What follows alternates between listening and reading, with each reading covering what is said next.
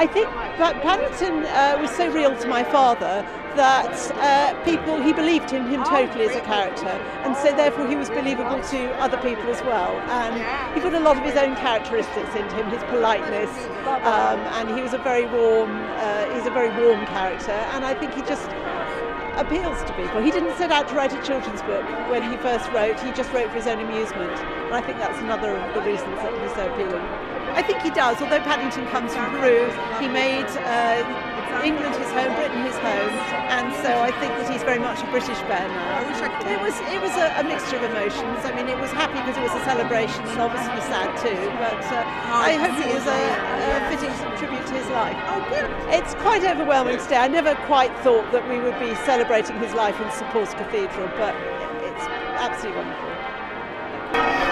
I was a friend of Michael Bond, as well as a huge fan of Paddington Bear, and he gave me one of his Paddingtons. In fact, the Paddington that appeared in the 1970s in a television version where Michael Hordern told the stories. So I've loved Paddington all my life. Well, no, not all my life, since 1958 when he first arrived. And I've got quite a collection of Paddington Bears, now living at Newby Hall in Yorkshire. I've got 10 Paddington Bears, going really from the 1970s up to the present day. What is extraordinary about Paddington Bear is there is this little creature who arrives in London and is very different, and yet is infinitely courteous, infinitely charming, gets into the most terrible scrapes, and somehow comes out on top. And I think we all have a little bit of Paddington in us. What certainly is true is that Michael Bond had a lot of Paddington in him.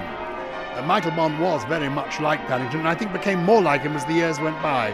He was wonderfully courteous, charming, and amusing. And today we've had the most wonderful celebration of Michael Bond's life, but the world will always remember Paddington.